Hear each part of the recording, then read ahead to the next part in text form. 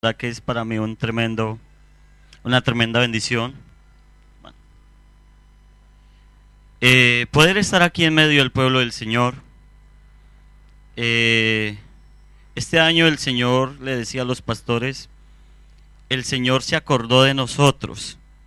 Por un lado es bueno, pero por el otro es complicado. Eh, Siempre caen las primeras nevadas en octubre, y desde octubre hasta mayo, y en junio, que es verano, usted encuentra montones de nieve todavía.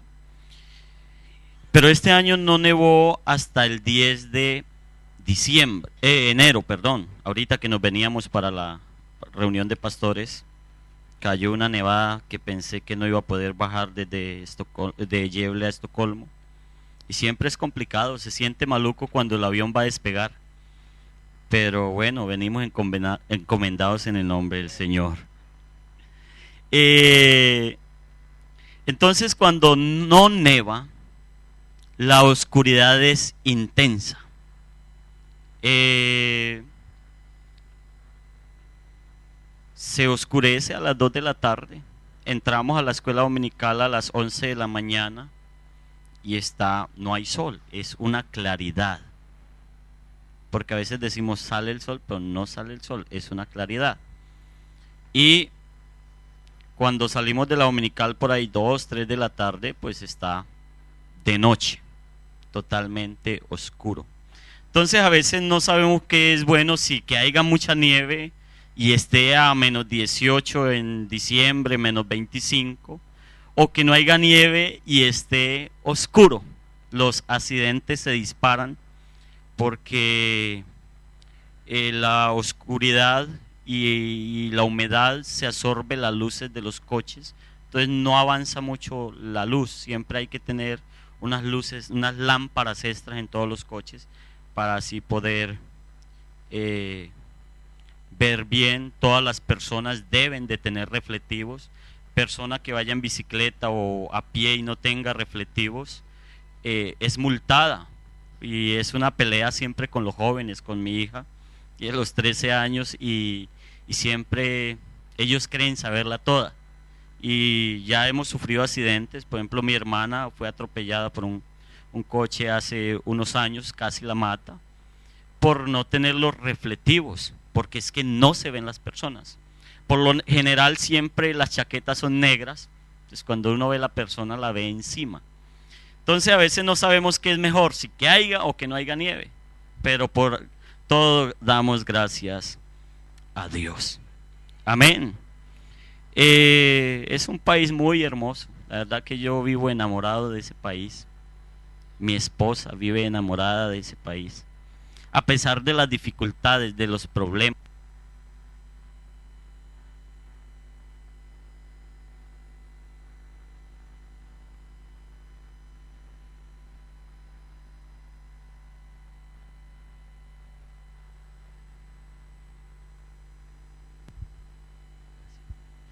A pesar de todas las dificultades, pues allí está el Señor con nosotros.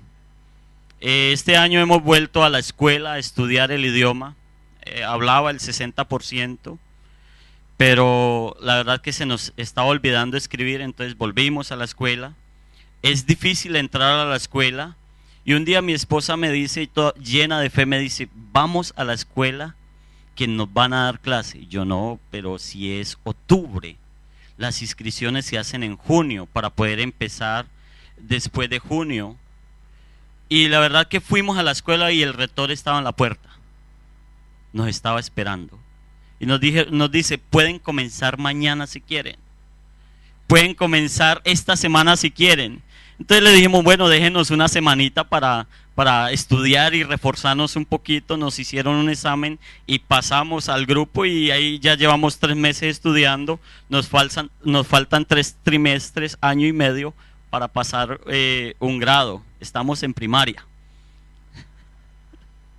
Es complicado el idioma, es muy difícil, la gramática, todo esto, y fuera de eso, es complicado a veces, pero ahí estamos con la ayuda del Señor, nos ayuda mucho para la predicación y todo esto y la expansión del Evangelio. Ahí vamos con la ayuda del Señor. Bueno, hermanos, vamos a entrar en la meditación de la palabra en esta mañana. Hermano Marcos siempre lo mete a uno, no nos complique, y no el hermano Marcos, el Señor, porque para Él trabajamos. Abramos la palabra del Señor en Génesis capítulo 11, y le decía al Señor esta madrugada: yo no sé, tú eres el dueño de esta iglesia, yo simplemente soy un vaso, habla a la iglesia. Y me levanté cuando veo al hermano Jonathan en las mismas. Yo tranquilo. Amén. El dueño de esta iglesia está aquí en esta mañana. Leamos la palabra del Señor en Génesis capítulo 11. El verso 27 y leemos hasta el capítulo 12 del verso 4. Esto lo está dirigiendo el Señor. Esto es guiado por el Espíritu Santo. Yo decía: Señor, pero ¿qué quieres decir a la iglesia? Y miraba algunos temas, pero el Señor quiere que en esta mañana hablemos de la familia. Verso 27 del capítulo 11 de Génesis dice: estas son las generaciones de Tared. Tared engendró a Abraham, a Nacor y a Harán, y Harán engendró a Lot.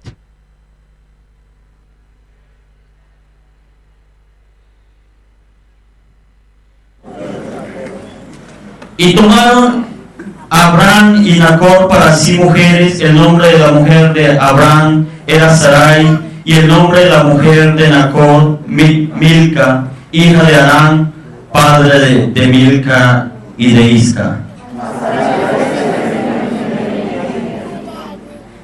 Y tomó tarea a Abraham su hijo, y a Lot, hijo de Abraham, hijo de su hijo, y a Sarai su nuera, mujer de Abraham su hijo, y salió con ellos de Ur de los Caldeos para ir a la tierra de Canaán, y vinieron hasta Harán y se quedaron allí.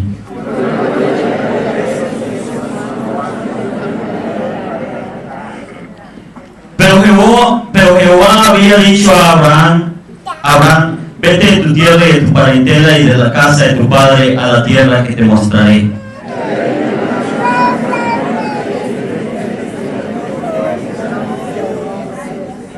Leamos todos el 3 y el 4. Bendeciré a los que te bendijeren, y a los que te maldijeren maldeciré, y serán benditas en ti todas las familias de la tierra.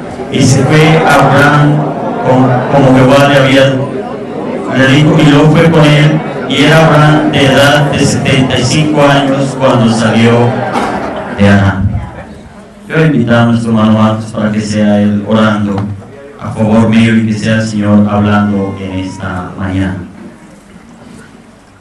Eterno Dios, Padre Santo, te damos gracias en esta mañana por el privilegio que tenemos de escuchar una vez más tu santa palabra. Trata con cada uno de nosotros. Obra, Señor, en la vida de nuestro hermano Álvaro. Permite, Señor, que él pueda predicarnos tu palabra bajo la unción de tu Espíritu. Dios mío, Señor, que en esta hora tu unción se desborde, corra por toda esta congregación. Esta palabra predicada, Señor, llegue a nuestras vidas haciendo el efecto poderoso que el Espíritu Santo quiere hoy en nosotros. Háblanos conforme a nuestra necesidad y tu voluntad, en el nombre poderoso de Jesús, y usa a mi hermano con poder. Amén y amén. Pueden tomar asiento, estimados hermanos. Saludo especial a todas las visitas en el nombre del Señor Jesús. Y de verdad que nos honra con su presencia. Vamos a meditar en esta mañana, ya tarde, acerca de la familia. El primero interesado en la familia es Dios. El primero interesado en bendecir la familia ha sido el Señor. Pero también hay otro que está interesado en destruirla. Y todos sabemos. Y todos conocemos que detrás nuestro siempre hay alguien que quiere destruir las familias. Las familias a veces se destruyen por enfermedades o aún mismo por el descuido de nosotros mismos. Y a veces le echamos la culpa al enemigo. Hace poco viajaba hacia Noruega con mi hermano y me llamaba una familia, una hermana que estaba sufriendo cáncer, porque ya el Señor la sanó. Y yo veía cómo una familia se estaba destruyendo por una enfermedad. Mi esposa me llama y me dice, ¿qué hago? La hermana ha venido a mi casa y está enferma. Yo le dije, llévala al hospital y mire a ver qué resultados da el médico. La hermana en un principio no quería ir y yo le dije, hermano, usted se ha desplazado 2 horas hasta mi casa. Pues vaya al hospital y nos aseguramos, pero el que va a hacer la obra es Dios. Pues la llevamos al hospital, mi esposa la llevó y tenía todo el cáncer, lo tenía por debajo del brazo, su seno y toda esta parte, y aún el médico decía que aún sus órganos internos los estaba afectando y que no había esperanza para ella. Y vemos cómo esta enfermedad comienza como a destruir una familia. Tiene su esposo y tiene 2 niños, uno de 12 y otro de unos 10 años. Y de pronto vemos cómo una familia va perdiendo la esperanza. Y ella decía, hermano, pero si no hay esperanza, ¿para qué entrar en un tratamiento? Si no hay esperanza, entonces ¿para qué esto, hermano? Yo me voy a preparar para morir en el Señor. Y ahí le encargo a mi esposo y mis hijos. Y un momentico, hermana, que el médico puede decir una cosa, pero el que dirige es Dios. Bendito sea el nombre del Señor Jesús. Tenía aproximadamente para vivir 1 mes. Y eso ya fue en julio. Bendito sea el nombre del Señor Jesús. Oramos por ella. Con fe oramos y el Señor comenzó a obrar. Su esposo estaba un poco alejado del Señor, venía descarriado.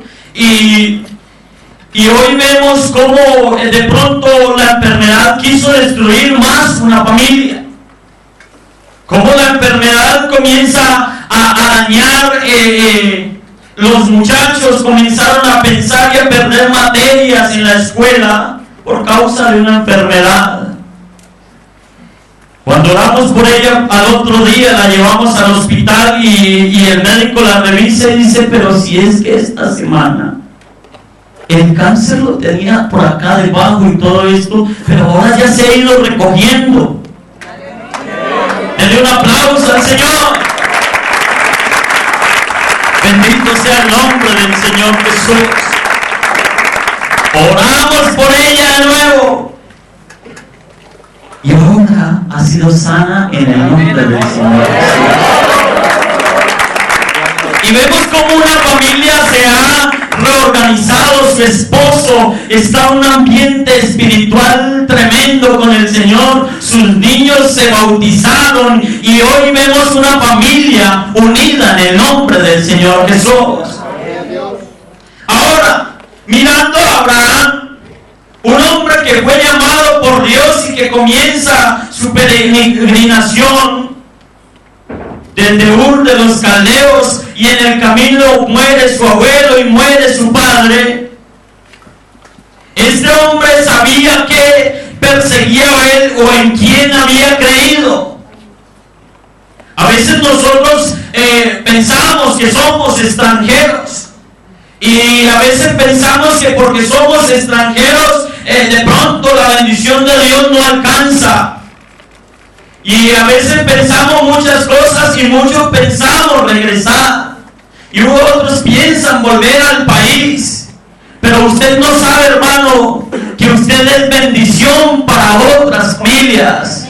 De pronto anoche hablaba con una española y decía, gracias a Dios los extranjeros me trajeron la salvación del Señor Jesucristo. Gracias a Dios a usted. Abraham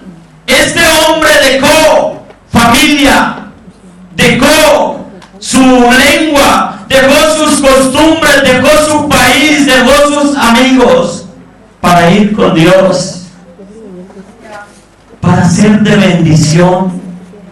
Porque el Señor le dijo: bendeciré a los que te bendijeren y a los que te maldijeren maldeciré, y serán benditas en ti. En ti. Amén. Escuche bien, hermano, las familias son benditas en usted. Usted, hermano, usted transporta una bendición tremenda. Y a veces como que no lo creemos. Este sueco, cuando lo vi por primera vez, yo dije: este hombre no hay esperanza en él. Su cabellera larga, sucio, una cantidad de cosas. Y yo le hablé: Señor, y me dijo: yo creo, pero hay gente que habla de Jesucristo, hablan de tres y hablan de un Dios. Y le invité al culto y estaba en la casa donde íbamos a hacer el culto. Me descuidé y se perdió. A los 15 días volví al culto y estaba otra vez ahí, y lo invité y le hablé del Señor. Y cuando iniciamos el culto, que cerramos los ojos, el hombre se perdió. La tercera vez, ya el hombre me dijo: me voy a quedar hasta la apertura, pero es que tengo que irme. Y se quedó hasta la apertura, y olía maluco y una cantidad de cosas. Y como a la cuarta vez ya el hombre viene afeitado, viene su cabello corto, y bueno, aquí está pasando algo. Y ya se quedó en todo el culto. Y ya me dice: pastor, présteme su Biblia. Y yo tenía la Biblia en sueco y le dije: no se la presto, se la voy a regalar. Y me dice: pero entonces escríbale algo. Pues entonces le escribí ahí en sueco y se la firmé, y ahí la carga. Pero un día, estos días, yo veo que el hombre viene triste al culto y me dice: usted tiene algo que es mi única esperanza, y quiero que ore por mí. Mi esposa hace 15 años me dejó. Mis hijos ya son mayores, ya unos tienen 18, 20, tengo nietos, pero el menor ha intentado suicidarse, y la esperanza está en usted. Yo le dije: pues si usted cree, vamos a orar. Ya lo está llevando al culto también. Pero es que nosotros transportamos algo, hermano. No es cualquier cosa, hermano. Nosotros transportamos la bendición de Dios para las demás familias. Bendito sea el nombre de Jesús. Hay un muchacho, y este muchacho lo atacan los demonios, y cuando él le da esas ganas de suicidarse, que no alcanza a llamarme, él corre al hospital y dicen: enciérrenme, por favor. Y muchas veces lo he encontrado, se llama Niklas, y me dice: por favor, ayúdeme. Mi padre es un alcohólico, mi madre está perdida en los vicios, y yo desde los 15 años lucho por mi vida, porque me atacan y quiero suicidarme muchas veces. Desde hace unos 5 años comenzó a dejarse crecer el cabello, ya lo tenía larguísimo. Y estos días lo encontré y me dice: ya me corté el cabello, ya está bien motivado. Pero él sabe que nosotros cargamos algo, que nosotros llevamos la esperanza de ellos. Amén. Hermano, lo más importante es que Dios ha creído en nosotros. Amén.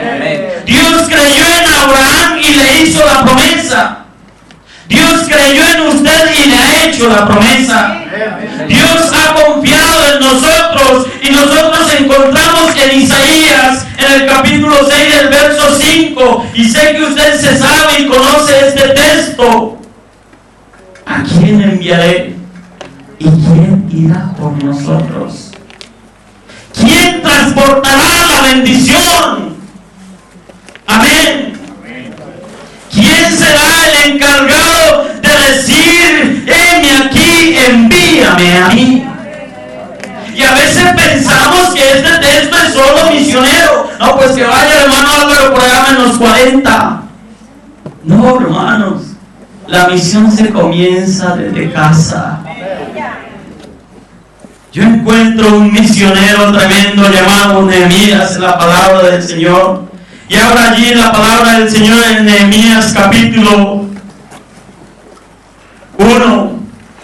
Y ahí vamos a mirar a Nehemías, un tremendo misionero.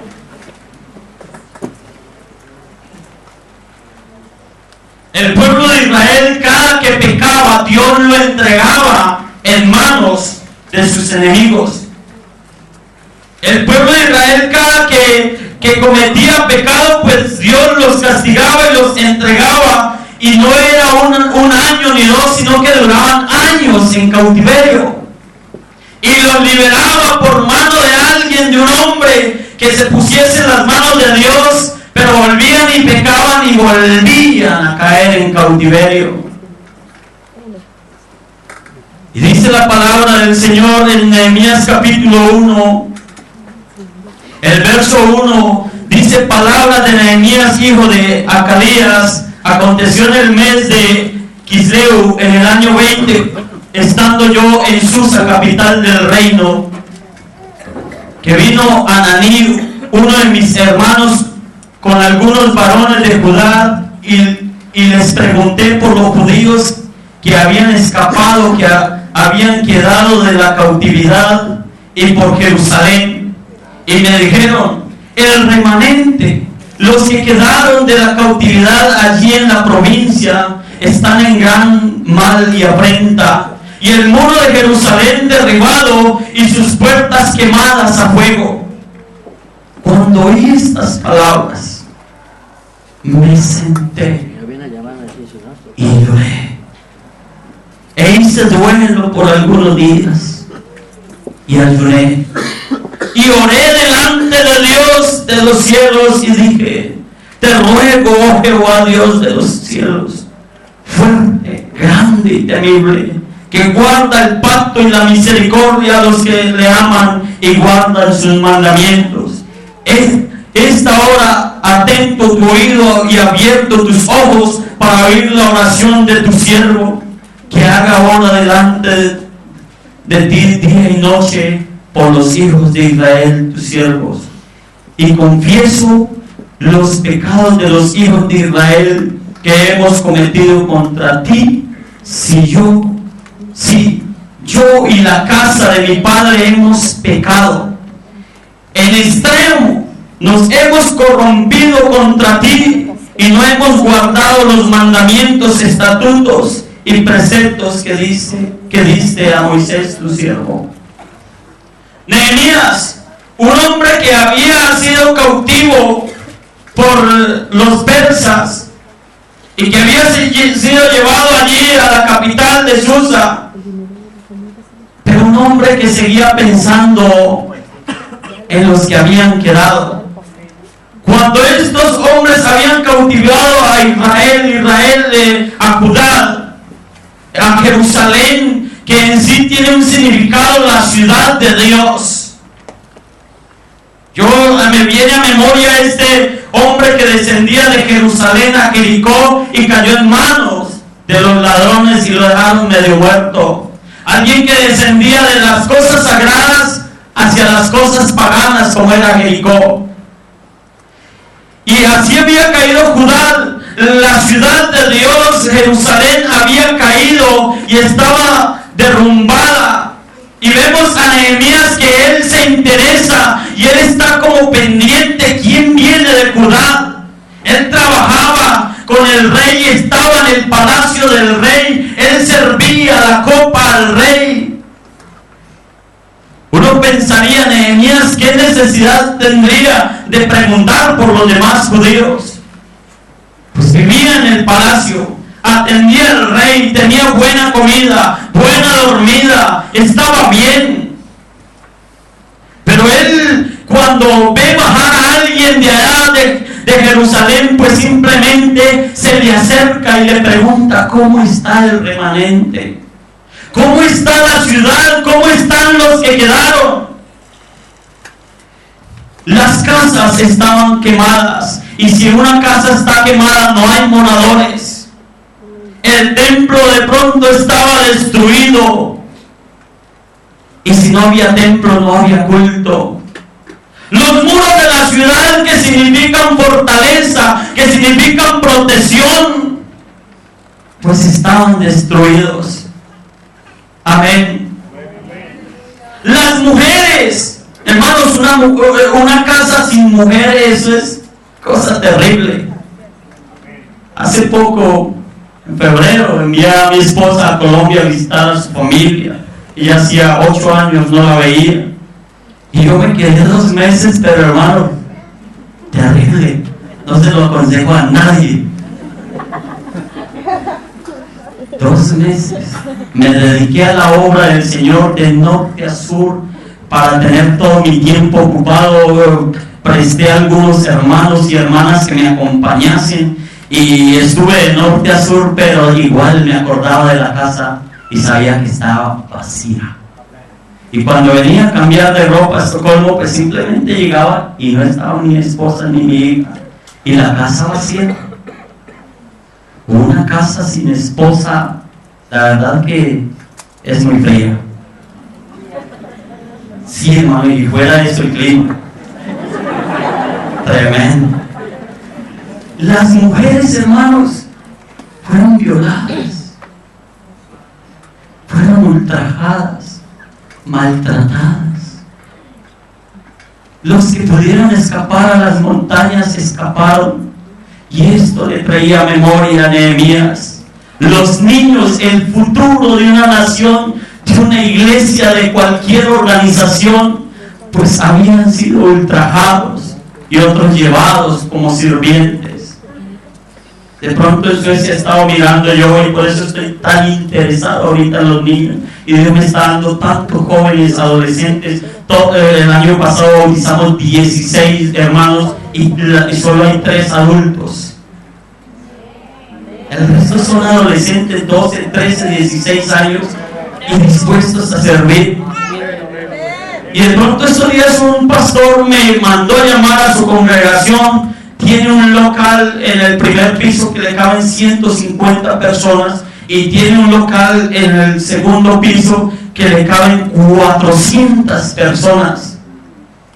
Y me dice, ¿está interesado en alquilar mi local? Y yo, sí. ¿Cuál me alquila? El de 400, el de 100. Y me dice, yo le alquilo el de 100. Y yo, me interesa el de 400. Y me dice, no, el de 400 no. Ese lo necesitamos para hacer eventos. Ahorita salió una mujer que estuvo en la cárcel como unos 40 años en Estados Unidos por asesinato, y la vamos a invitar para que cuente su testimonio. Y entonces el de 400 no. Y yo, bueno, ¿cuántos son ustedes? Me dijo, somos 15. Yo, 15. ¿Cuántos vienen a un culto normal? 10, 5. Yo, bueno.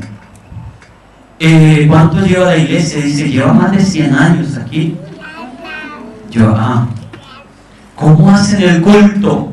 Porque veía mesas ahí dentro del culto, del salón. Y yo dije, bueno, ¿tienen un lugar para guardar las mesas para poder hacer el culto? Y me dice, no, el predicador sube al altar y mientras la gente está ahí sentada, pues toman café, el predicador predica. Yo le dije, la verdad que no alquilo su local. No tienen niños. Estuve en la parte norte, me invitó alguien de una iglesia y fui allá. Y yo, claro, yo llegué con 2 carros llenos de jóvenes y niños. Eso grabaron, después me invitaron a hacer un documental en el periódico y que hiciera programas con niños. Bueno, yo dejé todo quieto. Pero preguntaba yo por los niños de ellos, no tienen. No lo llevan al culto. Pues entonces la iglesia comienza a morir. Comienza a morir. Y Nehemías como que pregunta también por los niños. Y él se da cuenta que los niños fueron maltratados, cautivos. El futuro se había terminado. Y los que escaparon pues eran pocos. Y entonces él dice, dice que se sentó y lloró. Un misionero. Y un misionero no es solo el que va por allá a esas cordilleras. Un misionero es el que mira a su familia. Y a veces no nos interesa mucho la familia. Bendito sea el nombre del Señor. Me senté, lloré y ayunó, oró. Eso es lo que debe hacer un misionero familiar. Sentarse, calcular, orar, ayunar y velar. Actuar. Amén. Dele una alabanza al Señor. Y esperó. O sea, Nehemías dice que esa oración no fue solo porque le contaron. Dice que era día y noche. Y a veces queremos que con una oración se arregle el problema. Hermanos, hay que orar, hay que estar pendientes, amén. Y este hombre estaba tan triste que ir delante de la presencia del rey, triste, pues eso era un delito. Y él no le importó llegar triste a servirle al rey. Y aprovechando que la reina estaba con él, él le dice: ¿qué te pasa, Nehemías? Pues hoy estás triste y no estás enfermo. Y él le dice, y él aprovecha con temor porque lo podían destituir, con temor porque lo podían matar o qué sé yo. Y él dice: no es esto sino quebrantado de corazón. Entonces temí en gran manera, el verso 2 del capítulo 2. Y dije al rey: para siempre viva el rey. ¿Cómo no estará triste mi rostro cuando la ciudad, casa de los sepulcros de mis padres, están desiertas y sus puertas consumidas por el fuego? Me dijo el rey: ¿qué cosa pides? Entonces oré al Dios de los cielos. Nehemías no era cualquiera. Sabía de quién dependía. Uno hubiera podido decir: rey, mándeme ya o hagamos esto. Pero Nehemías dijo: diríjame Dios. Nehemías se dejó guiar por Dios y dice que oró a Dios antes de pedirle lo que le iba a pedir al rey. Y le pidió un permiso y le pidió cartas para ir a reconstruir la ciudad, los muros. Y entonces el rey le dio cartas a los del bosque para que Nehemías fuese y reconstruyese el muro. Pero en toda obra hay enemigos. En toda obra hay enemigos. En toda obra de Dios siempre se va a levantar un enemigo. Amén. Que te va a defraudar, que te va a decir: no eres capaz, no sirves para nada, eres extranjero quizás. Y a veces nos atemorizan. Y a veces nos da miedo. Y a veces como que medimos las cosas por capacidades o por estudio. Y a veces pensamos: ¿qué voy a ser yo capaz de hablarle a un abogado? ¿Qué voy a ser yo capaz de hablarle a un ingeniero? Pero ellos no conocen lo que nosotros tenemos. Un día estando en una escuela, en un curso, el rector me dio oportunidad y de una le presenté el evangelio. Y después me llamó, estábamos en Holanda en una convención y me dices: ¿dónde estás? Porque me había mandado una práctica y yo fui y trabajé el doble en la práctica para poder ir a la convención. Y yo le dije: estoy en Holanda en una convención de la iglesia. Me dice: cuando vengas tenemos que hablar. Y yo pensé: me perdí la práctica. Pues cuando fui al norte me le presenté y ¿qué pasó? Me dijo: no, es que he hablado con el periódico y quiero que hagas un artículo acerca del bautismo del nombre de Jesús. Denle un aplauso al Señor.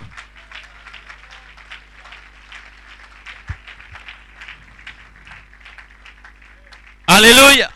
Hicimos el artículo, los periodistas fueron a mi casa, se sentaron, se tomaron un café, hicimos el artículo. Amén. Pero a veces uno se limita y dice, no, el rector, no, ese que estuvo en Rusia haciendo inteligencia y una cantidad de cosas. Y el nombre de él es aún hasta extraño, tiene un nombre militar que le dieron, el rápido, Snap, el rápido. Entonces, uno a veces se limita, ¿cómo le voy a yo hablar al rápido? Pues le hablamos rapidito. Amén. Pero nosotros cargamos algo especial. Amén. Nehemías, cuando se fue a Jerusalén, a Judá, pues él no llegó allá con su caballería diciendo, pilas que llegó Nehemías. No, ni la gente se enteraba. Vieron un ejército que subió, una compañía que llegó ahí a Judá, pero algunos se preguntarían, ¿y quién es este? Y nadie decía nada. Al tercer día, Nehemías se levantó de noche, sin decirle a sus capitanes, sin decirle nada a nadie, y se fue y comenzó a recorrer la ciudad con algunos compañeros, y comenzó a recorrer el muro, la fortaleza, y el único caballo que iba era el que iba Nehemías, pero llegó hasta tal punto de que los escombros no podía pasar la cabalgadura, y se bajó de su caballo y siguió a pie. Por entre los escombros yo veo a Nehemías aquella noche calculando, mirando cada piedra quemada que habían dejado, mirando cada puerta que estaba destruida y haciendo un balance de qué le podía servir. Haciendo de pronto, a ver qué me puede servir, este palito de pronto quedó medio bueno, de aquí podemos hacer algo. Y al otro día se pronunció Nehemías y le dijo y reunió la gente y dijo, venid, edifiquemos. Usted no sabe que el Señor un día descendió del cielo. Y nosotros que estábamos peor que escombros, peor, hermanos, Él nos miró y nos calculó. Y por eso hoy podemos decir que somos una iglesia, templo del Señor. Dele ese aplauso al Señor. Él calculó los escombros, lo que había en nosotros, que éramos igual a nada. Pero Él calculó y vio que de nosotros podía hacer algo. Y dijo, sobre esta roca edificaré mi iglesia. Bendito sea el nombre del Señor. Nehemías comienza a trabajar y entonces por ahí se levantan los enemigos a despreciarlo y a decir, si una zorra se sube por el muro que está levantando Nehemías, pues entonces eso se va a caer. Y vamos a atacar a Nehemías y vamos a matarle y vamos a hacerle una emboscada a Nehemías porque él no va a levantar los muros. Y comenzaron a hablar mal de Nehemías, pero Nehemías no prestaba atención. ¿Sabe cómo comenzó Nehemías a levantar el muro? Por familias. Las familias. La familia de los sacerdotes levanten de tal puerta a tal puerta, la familia tal de tal puerta a tal puerta, y usted lo puede mirar en la palabra de Dios. Cuando el muro iba a la mitad, pues entonces es donde se levanta Tobías y Sanbalat a decir que los iban a atacar. Pensaron que Nehemías iba a salir corriendo e incluso sobornaron unos falsos profetas a decirle, Nehemías, escóndete en el templo, y eso era pecado. Y Nehemías no hizo caso, porque él sabía que si entraba a esconderse en el templo era pecado contra Dios. ¿Y qué hace Nehemías? Pues entonces organiza las familias. Bueno, allá hay un lugar bajo, entonces mandemos esta familia allá. Por allá mandemos otra familia, allá otra familia, allá otra. Y vamos a estar listos cuando el enemigo nos ataque, pues vamos a tener las trompetas. Y donde suene la trompeta, porque estamos a gran distancia, dice la palabra, pues entonces todos acudiremos donde suene la trompeta. Pero se organizaron por familias. La familia. Amén. Una trompeta, signo de anuncio. En Suecia las trompetas suenan todos los lunes, el primer lunes a las 3 de la tarde. El día que suene la trompeta, puede ser el mismo lunes, primer lunes de cada mes. Si suena a la 1 de la tarde, corran. Si suena un domingo, corran. Si suena tal día, corran. Y tienen grandes fortificaciones para esconder la gente. Todos los hospitales tienen sótanos con puertas de hierro y muros gruesos.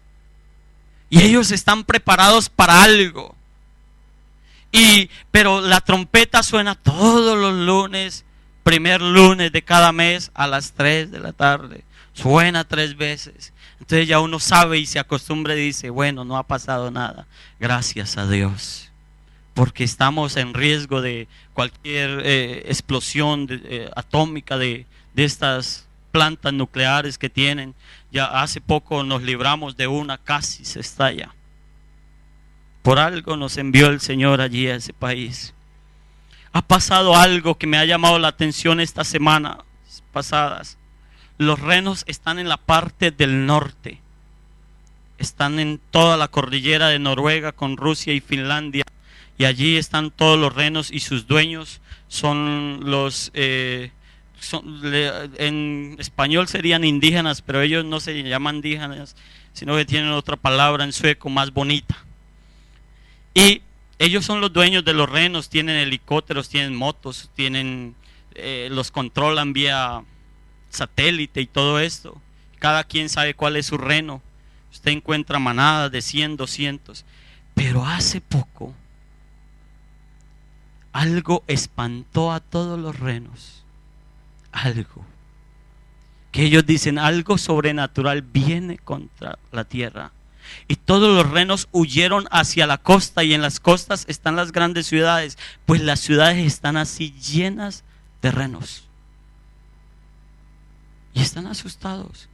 Pero a nosotros no nos atemoriza, porque esos animalitos conocen la voz de Dios. Eso que no haya nevado este año, de todo este tiempo, eso es un anuncio del Señor. Por eso es que nosotros debemos de afanarnos a entregar el mensaje. No dormir. Este hombre Nehemías pues comienza la reconstrucción por familias, levanta el muro y después dice, bueno, como el enemigo nos apremia, pues la mitad trabaja y la mitad vigila y vamos a estar pendientes. Pero aquí no va a pasar nada, y donde suene la trompeta, pues allí nos uniremos como un solo hombre y pelearemos. Y después encontramos en la palabra del Señor que este hombre Nehemías, este gran misionero, hace una dedicación de todo lo que hace a Dios. Y dice que el pueblo decía amén, y leyeron la ley de Moisés, y hicieron culto a Dios. Pero ¿cuándo se hizo el culto a Dios? Cuando había seguridad, cuando había fortaleza.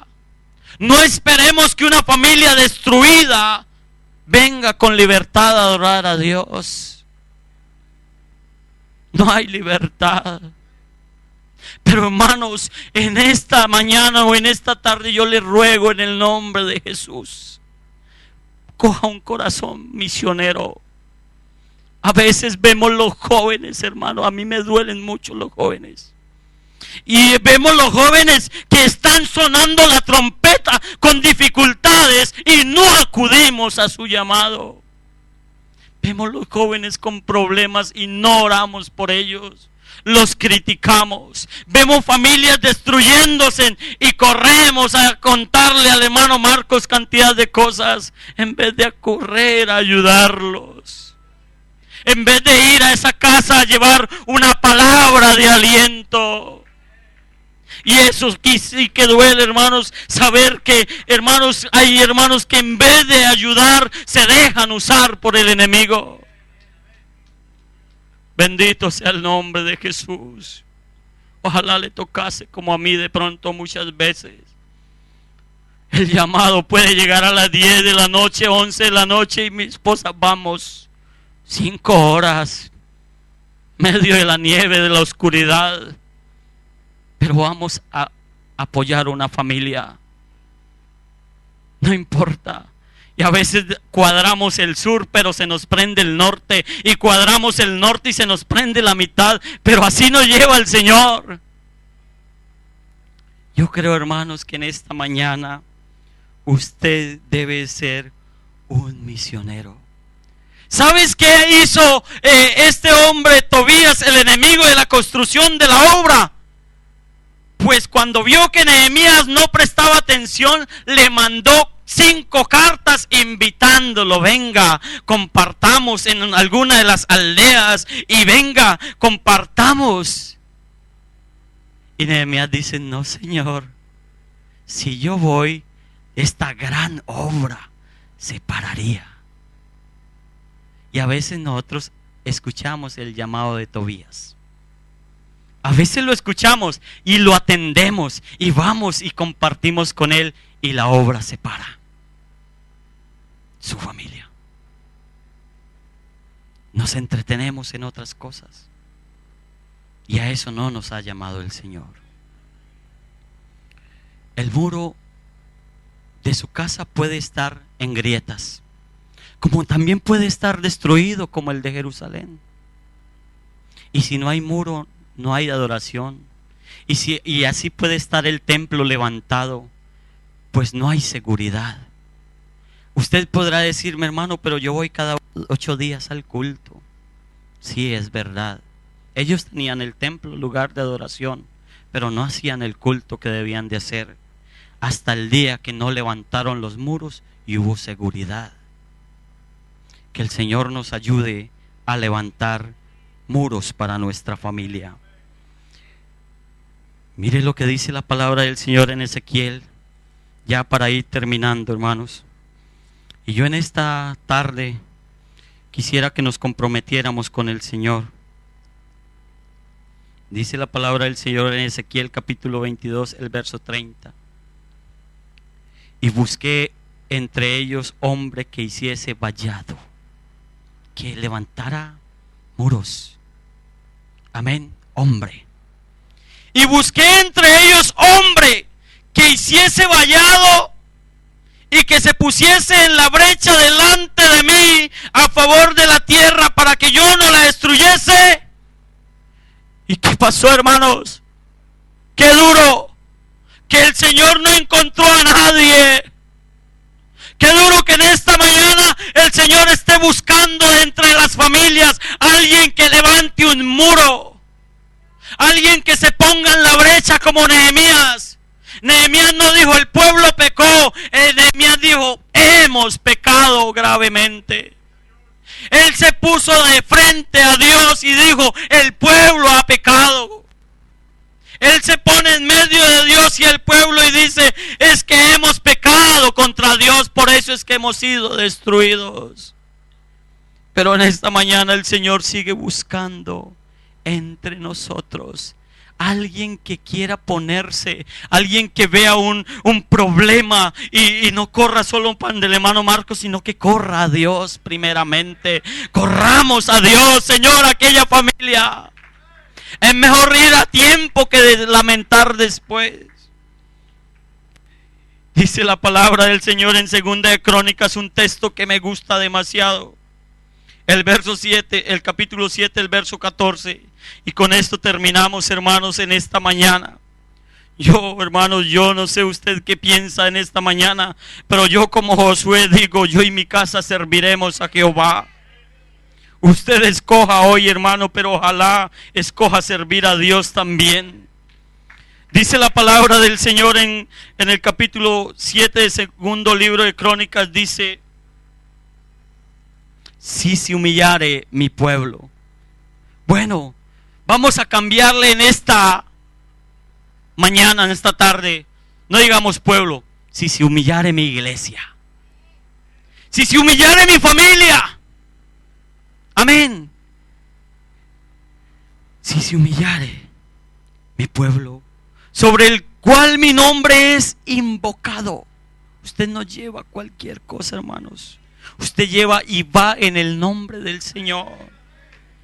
Y oraren y buscar en mi rostro. Los problemas no se solucionan solo con hablar, se solucionan en la presencia del Señor. Y se convirtieren de sus malos caminos, entonces yo iré desde los cielos y perdonaré sus pecados y sanaré su familia, sanaré su tierra. Habrá salvación en la familia, habrá liberación en la familia. Y podemos venir a glorificar a Dios. Yo voy a invitar a los cabezas de hogar, coja a su esposa, hermano, en esta hora. Y vamos a orar por la familia, hermanos. Coja a su hijo y el que quiera venir a la presencia del Señor. Aquí hay uno mayor que el templo. El dueño de las familias, el que dio la promesa, está aquí. El que ayudó a Nehemías está aquí en esta tarde y quiere levantar muros, quiere ayudarte, Él quiere darte solución a tu problema. Y vamos a hacer un voto con Dios. Es con Dios, hermanos. Es con Dios que vamos a hablar en esta tarde y vamos a decirle: Señor, aquí estoy y yo y mi casa serviremos a Jehová. No vamos a servir a ningún otro, vamos a servir al Señor. Vamos a elevar un ruego en esta mañana al Señor, que Él nos ayude, que ayude a nuestros hijos. No perderemos uno más. Bendito soberano Dios. Bendito soberano Dios.